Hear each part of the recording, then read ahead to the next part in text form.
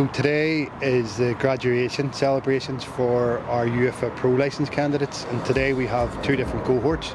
We have a cohort from 2020, and they were unable to graduate simply because of COVID. So they're here today to join the cohort in the class of 2022 for their graduation and celebration. And this is a combination and combined effort of around maybe 6-7 years for some of these coaches to get to this point. So they've taken a lot of time, effort away from families, away from their clubs to get to this level today. So it's a very prestigious award, and we're in a very fitting place today to acknowledge their hard work, their effort and their commitment to the game. A lot of these guys will go on, and girls will go on to be some of our future Irish League managers, managing the Premier League, manage across England, Scotland and in some instances around the world. For example, we have John Herdman, who this evening is in the World Cup with as Canada national team manager. So I think it's a good enough excuse to excuse him today from the event. But again, that's the calibre of coaches that we have coming through the Irish FA's pathway. Yeah, it was tough enough. Like obviously the IFA have been really good with us all. I know Nigel a long time. He used to teach me in school, so it's we go back a few years. But it's been great to meet people and experience different things on the courses. You know, right through from the B right up through the pro license. So you learn something every day coming in to meet new people and how they.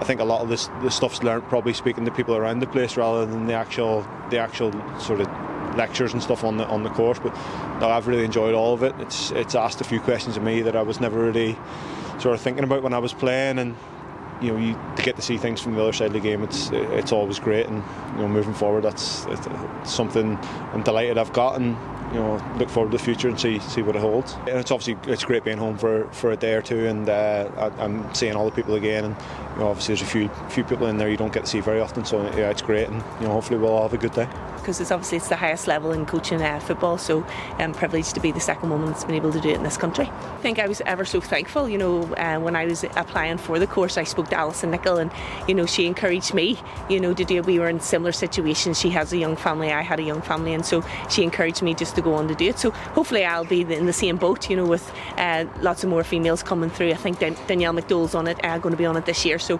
yeah, I hope I'm a support network for them. I found out I was pregnant with my second child, and so when you embark on something that you know is going to take out a lot of your time and commitment, it was definitely a balancing act for me. Thankfully COVID maybe helped a little bit, that it was home for more than I thought, but I was able to get through and push on.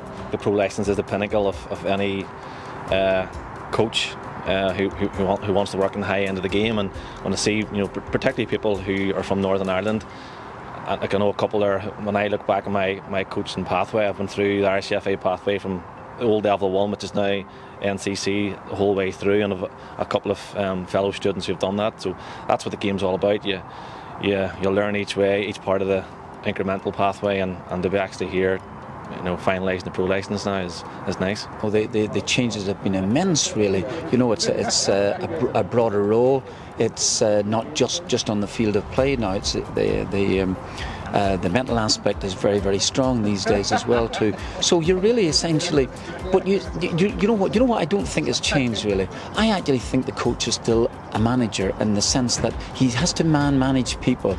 I mean, I heard Guardiola speaking there just less than 6 or 7 months ago, one of the best coaches possibly ever in the game, and he's talking, and he has, you know, he designs little plays for great players, such things like this here. But essentially he said the job's still about man management, and if you can deal with that, and deal with all sorts of aspects, you know, players' problems, things like this here, it's all part of it today. It is, because these guys, many of them are on a journey of 7 years with us. It costs them in terms of time commitment, it costs them in terms financially with flights, etc.